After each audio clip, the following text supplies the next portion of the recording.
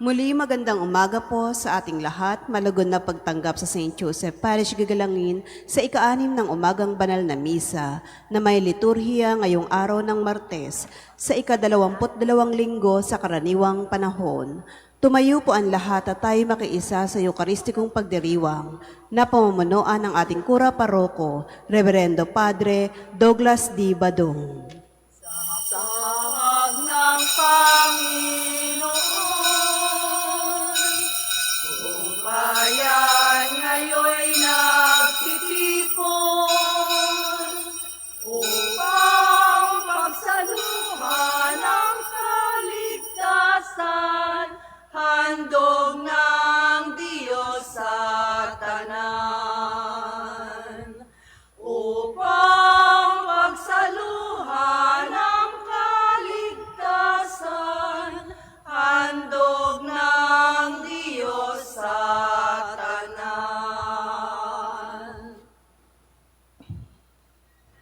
Sa ngalan ng Ama at ng Anak at ng Espiritu Santo, Amen. ang pagpapala ng ating Panginoong Hesukristo, ang pag-ibig ng Diyos Ama, at ang pakikipagkaisa ng Espiritu Santo, naway sumainyong lahat. At sumaiyo rin. Mga kapatid, aminin natin ating mga kasalanan upang tayo'y maging marapat gumanap sa banal na pagdiriwang.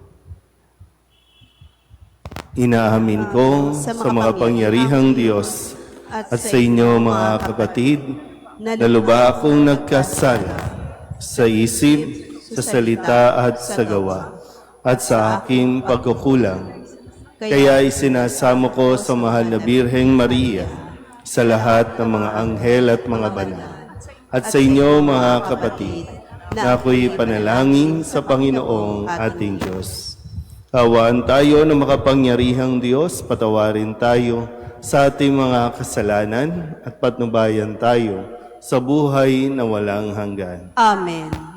Panginoon, kaawaan mo kami. Panginoon, kaawaan mo kami.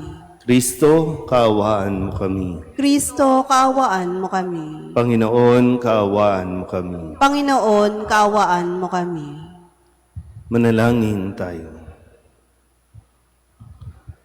Ama naming makapangyarihan, tanang pinakamabuti iyong tinataglay.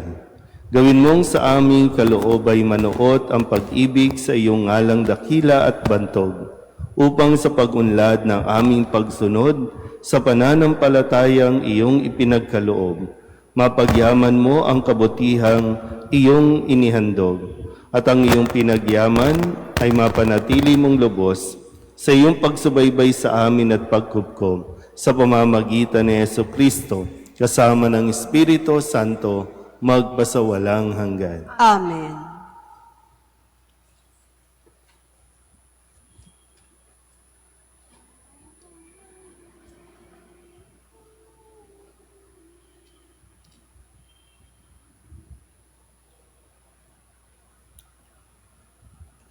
Pagbasa mula sa unang sulat ni Apostol San Pablo sa mga taga-Tesalonika. Mga kapatid, hindi na kailangang isulat ko pa sa inyo kung kailan magaganap ang mga bagay na ito, sapagkat alam na ninyong ang pagdating ng araw ng Panginoon ay tulad sa pagdating ng magnanakaw. Kapag sinasabi ng mga tao, tiwasay at panatag ang lahat, biglang darating ang kapahamakan. Hindi sila makaiiwas sapagkat ang pagdating nito'y tulad ng pagsumpong ng pagdaramdam ng babaeng manganganak. Ngunit hindi kayo nabubuhay sa kadiliman, mga kapatid, kaya't hindi kayo mabibigla sa araw na yaon na darating na parang magnanakaw. Kayong lahat ay kabilang sa panig ng kaliwanagan, sa panig ng araw, hindi sa panig ng kadiliman o ng gabi. Kaya nga, kailangan tayo manatiling gising, laging handa at malinaw ang isip, di tulad ng iba. Tinawag tayo ng Diyos hindi upang parusahan, kundi upang iligtas sa pamamagitan ng ating Panginoong Hesukristo. Namatay siya para sa atin upang tayo'y mabuhay na kasama niya, buhay man o patay sa kanyang muling pagparito.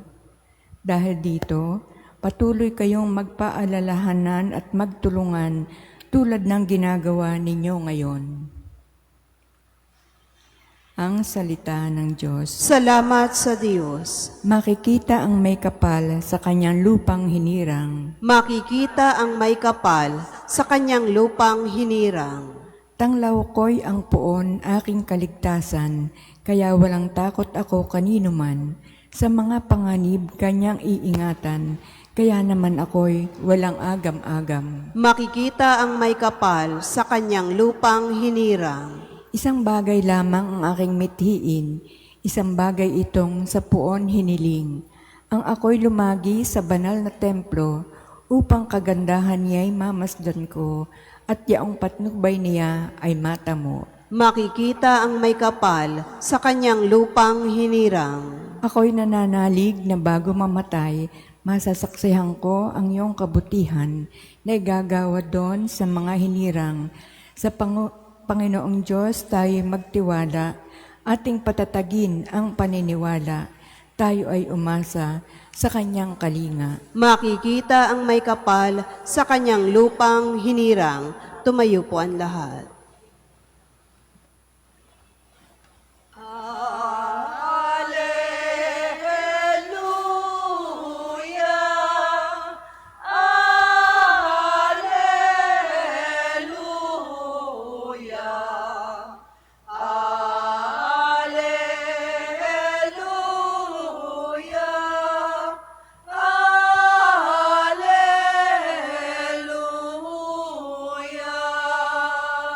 Narito at dumating na isang dakilang propeta, sugo ng Diyos sa bayan niya.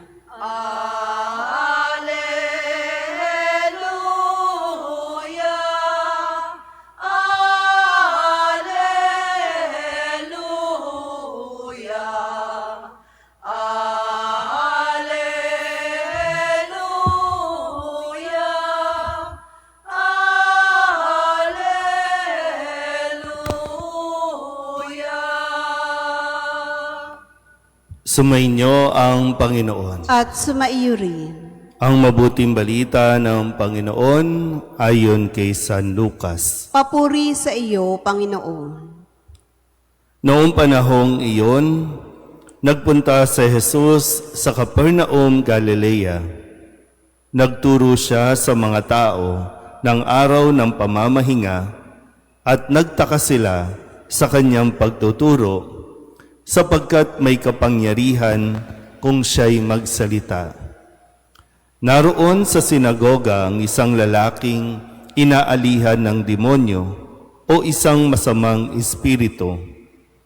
Sumigaw siya ng malakas, "Ano ang pakialam mo sa amin, Jesus na taga Nazaret? Naparito ka ba upang puksain kami? Alam ko kung sino ka. Ikaw ang banal ng Diyos." Subalit pinagwikaan siya ni Jesus, "Tumahimik ka, lumayas ka sa taong iyan." At sa harapan ng lahat, ang tao'y iniligmok ng demonyo at iniwan nang hindi man lamang sinaktan. Nanggilalas silang lahat at nagsabi sa isa't isa, "Anong uri ng pangungusap ito? Makapangyarihan at mabisa. Pinalalayas niya ang masasamang espiritu at sumusunod naman sila." At kumalat ang balita tungkol kay Jesus sa buong lupaing iyon. Ang mabuting balita ng Panginoon. Pinupuri ka namin, Panginoong Heso Kristo. Isang magandang umaga po sa inyong lahat. Ngayon po ay Martes ng ika-22 linggo sa karaniwang panahon. Kung ating pong susundan ang kwento sa pahayag ng mabuting balita kahapon, halos ibulid o ihulog na o ipagtulakan si Jesus sa bangin dahil lamang hindi nila matanggap o hindi nila kinikilala kung sino si Jesus sa kabila ng kanyang napakagaling o mahusay na pananalita ng kanyang basahin ang sulat o aklat mula kay Propeta Isaías. No? At sinabi nila na, diba, anak lang ito ng isang karpentero, anak ito ni Jose. Kaya nung siya ay tinanggihan sa kanyang sariling bayan, siya ay umalis at ngayon ay nagtungo sa isang bayan sa Capernaum, Galilea, at muli marami ang mga namangha sa kanyang mga naipamalas, lalong-lalo na nang siya ay kilalanin nung demonyo.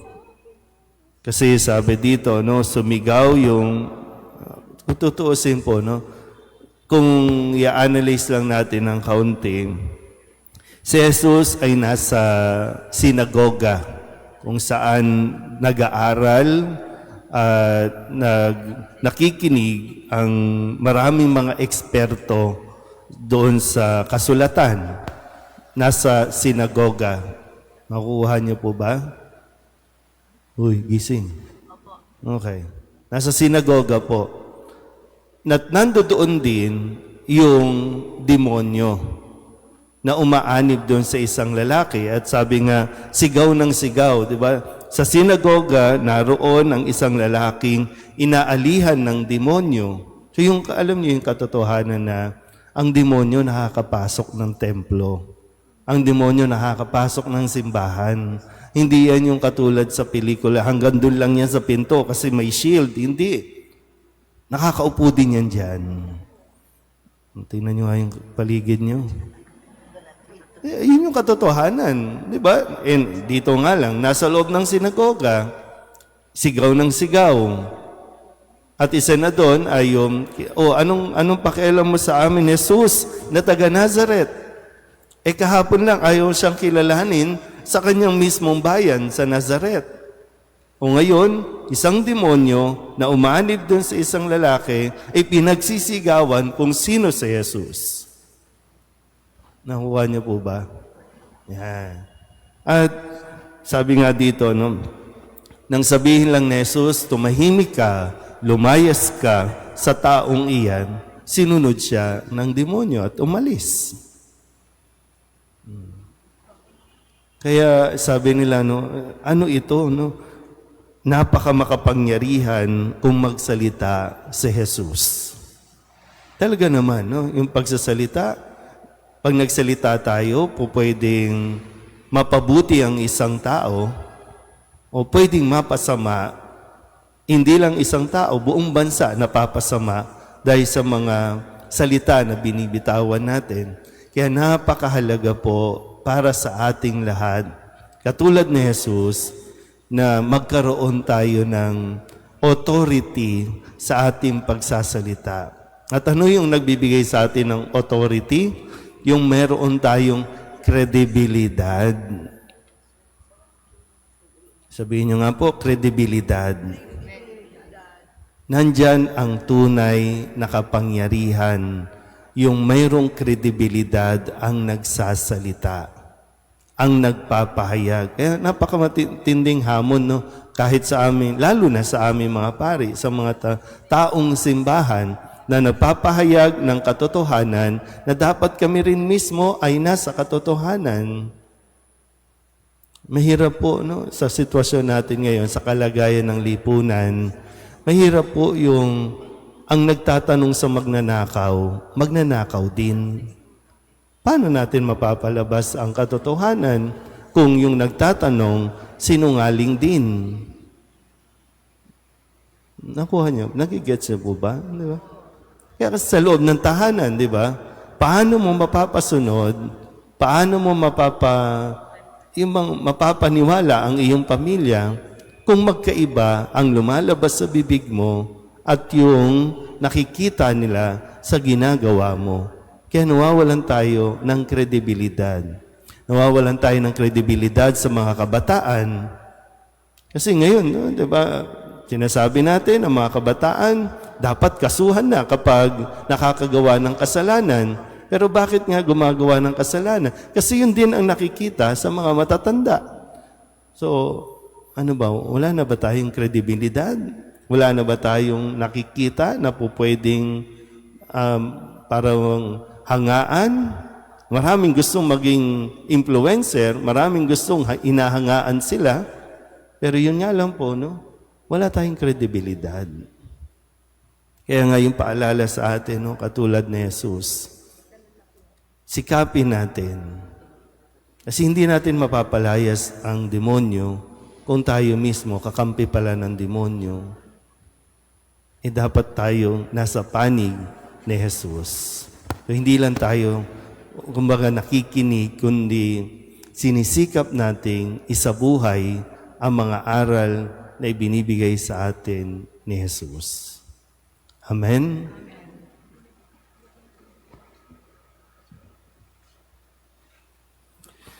Sa pamamagitan ng Ebanghelyo, nagsasalita si Kristo sa atin sa mga wikang may walang hanggang kapangyarihan at mga gawang mapaghimalang nakapagpapagaling.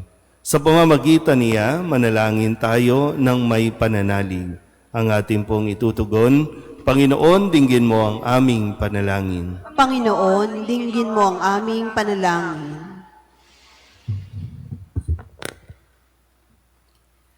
Ang simbahan naway patuloy na ituro ang katotohanan ni Kristo at tuligsain ang mga kasamaan sa ating panahon. Manalangin tayo sa Panginoon. Panginoon, dinggin mo ang aming panalangin. Ang mga pinuno ng mundo naway itaguyod ang kabutihan sa kani-kanilang gobyerno at maging masidhi sila sa pagpuksa ng kasamaan sa kanilang mga lipunan na kanilang sinumpaang paglingkuran. Manalangin tayo sa Panginoon. Panginoon, dinggin mo ang aming panalangin. Tayo naway hindi manghinawa sa ating pananalangin upang hindi manaig ang mga masasamang espiritu sa ating buhay. Manalangin tayo sa Panginoon. Panginoon, dinggin mo ang aming panalangin. Ang mga may sakit at mga nagdurusa naway mapalaya sa kanilang mga paghihirap. Manalangin tayo sa Panginoon. Panginoon, dinggin mo ang aming panalangin. Ang mga tapat na yumao, naway masiyahan sa pagsikat ng liwanag ng buhay na walang hanggan. Manalangin tayo sa Panginoon. Panginoon, dinggin mo ang aming panalangin.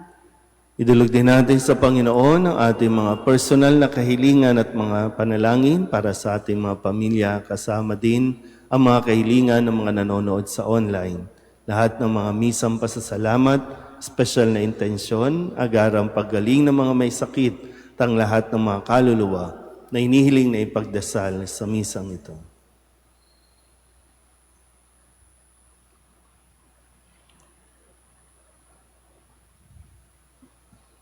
Ang lahat ng ito inihiling namin sa ngalan ni Kristong aming Panginoon. Amen. Kunin at tanggapin ang alay na ito, mga biyayang nagmula sa pagpapala mo. Tanda ng bawat pusong pagkat inibig mo, ngayoy nananalig, nagmamahal sa'yo.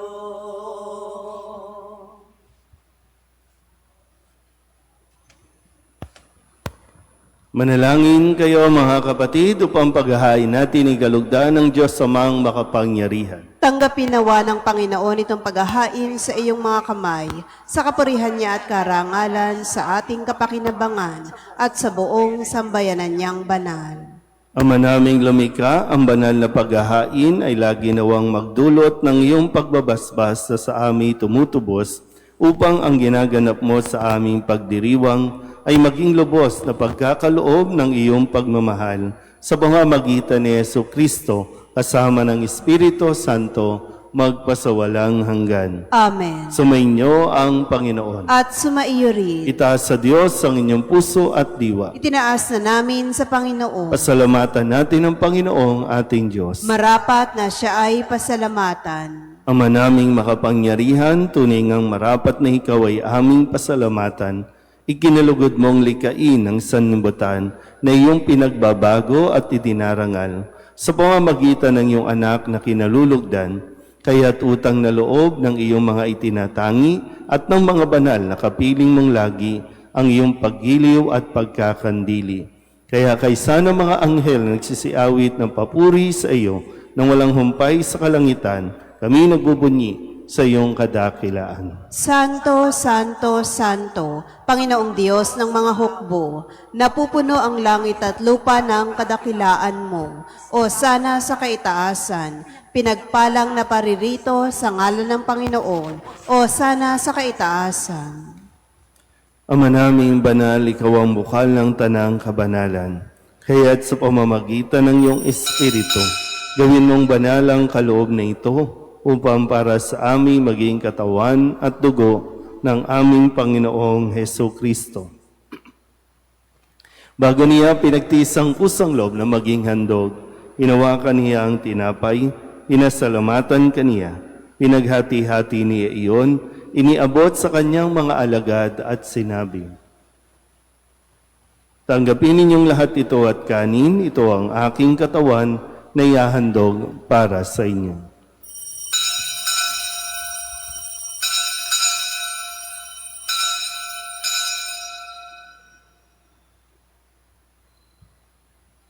Gayun din naman, nung matapos ang hapunan, hinawakan niya ang kalis, muli kaniyang pinasalamatan.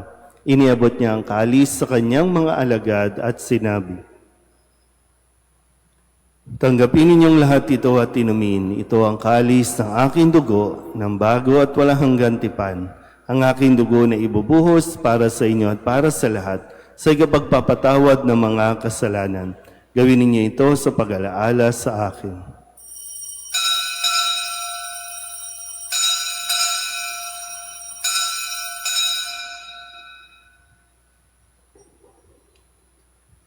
Ibagbunyi natin ang misteryo ng pananampalataya. Si Kristo'y namatay, si Kristo'y nabuhay, si Kristo'y babalik sa wakas ng panahon. Ama, ginagawa namin ngayon ang pag-alaala sa pagkamatay at muling pagkabuhay ng iyong anak. Kaya tiniaalay namin sa iyo ang tinapay na nagbibigay buhay at ang kalis na nagkakaloob ng kaligtasan. Kami napapasalamat dahil kami iyong minarapat na tumayo sa harap mo para maglingkod sa iyo. Isinasamo namin kami magsasalo-salo sa katawan at dugo ni Kristo ay mabuklod sa pagkakaisa sa pamamagitan ng Espiritu Santo. Halingapin mo ang iyong simbahang laganap sa buong daigdig. Puspusin mo kami sa pag-ibig kaysa ni Leon na aming Papa at ni Jose na aming Obispo at ng Tanang Kaparian. Alalahanin mo sina Gebra Miguel at Alexander na tinawag mo mula sa daigdig na ito. Nung sila'y binyagan, sila'y nakaisa ni Kristo sa pagkamatay. Ngayon sila'y pumanaw, naway makaisa sila ni Kristo sa pagkabuhay. Alalahanin mo rin ang mga kapatid naming nahimlay na may pag-asang sila'y muling mabubuhay, gayon din ang lahat ng mga pumanaw. Kawaan mo sila at patuloyin sa iyong kaliwanagan. Kawaan mo at pagindapating kaming lahat na makasalo sa iyong buhay na walang wakas. Kaysa ng mahal na Birheng Maria na ina ng Diyos, ng kabiyak ng puso niyang sa San Jose. Kaysa ng mga apostol at ng lahat ng mga banal na namuhay dito sa daigdig ng kalugod-lugod sa iyo, may pagdiwang nawa namin ang papupuri sa ikararangal mo sa pamamagitan ng iyong anak na aming Panginoong Heso Kristo. Sa pamamagitan ni Kristo, kasama niya sa Kanya, ang lahat ng parangal at papuri ay sa iyo, Diyos Amang makapangyarihan, kasama ng Espiritu Santo, magpasawalang hanggan. Amen. Amen.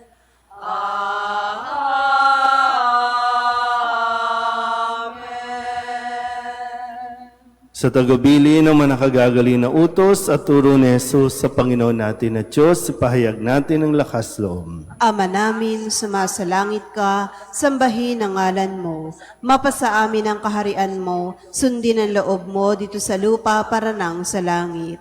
Bigyan mo kami ngayon ng aming kakanin sa araw-araw at patawarin mo kami sa aming mga sala para nang pagpapatawad namin sa nagkakasala sa amin. At huwag mo kaming ipahintulot sa tukso at iadya mo kami sa lahat ng masama. Inihiling namin kami iadya sa lahat ng masama, pagkalooban ng kapayapaan araw-araw, iligtas sa kasalanan at ilayo sa lahat ng kapahamakan. Samantalang aming pinananabikan ang dakilang araw ng pagpapahayag ng tagapagligtas naming sa Jesucristo. Sapagkat iyo ang kaharian at ang kapangyarihan at ang kapurihan magpakailanman. Amen. Panginoong Jesucristo, sinabi mo sa iyong mga apostol, kapayapaan ang iniiwan ko sa inyo, ang aking kapayapaan ang binibigay ko sa inyo. Tunghayan mo ang aming pananampalataya at huwag ang aming mga pagkakasala. Pagkalooban mo kami ng kapayapaan at pagkakaisa ayon sa iyong kalooban, kasama ng Espiritu Santo, magpasawalang hanggan. Amen. Ang kapayapaan ng Panginoon ay laging sumainyo. At sumaiyo rin. Magbigayan po tayo ng kapayapaan sa isa't isa. Kordero ng Diyos na nag-aalis ng mga kasalanan ng sanlibutan, maawa ka sa amin.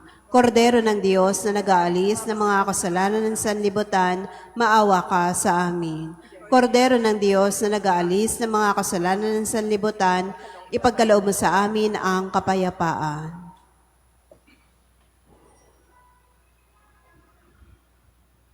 Ito ang kordero ng Diyos. Ito ang nag-aalis ng kasalanan ng sanlibutan. Mapalad ang mga inanyayahan sa kanyang piging. Panginoon, hindi ako karapat-dapat na magpatuloy sa iyo, ngunit sa isang salita mo lamang ay gagaling na ako.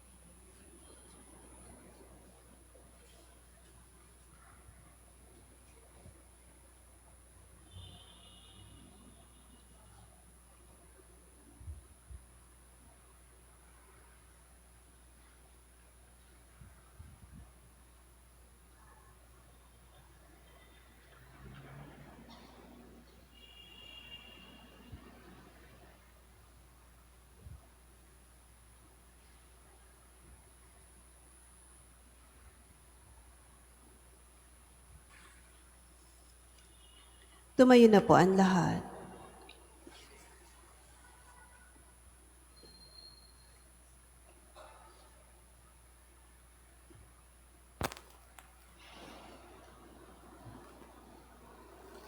Manalangin tayo. Ama naming mapagmahal, kami nagsalo-salo sa pagkain mong bigay ay umihiling ng lakas mong inilalaan upang ang kagandahang loob naming madagdagan sa paglilingkod namin sa iyong kadakilaan na nagpapaalab sa pag-ibig namin sa kapwa-tao sa pamamagitan ni Jesucristo kasama ng Espiritu Santo magpasawalang hanggan. Amen. Para lang po sa inyong kaalaman, so, ang kanina po nakita nyo, no?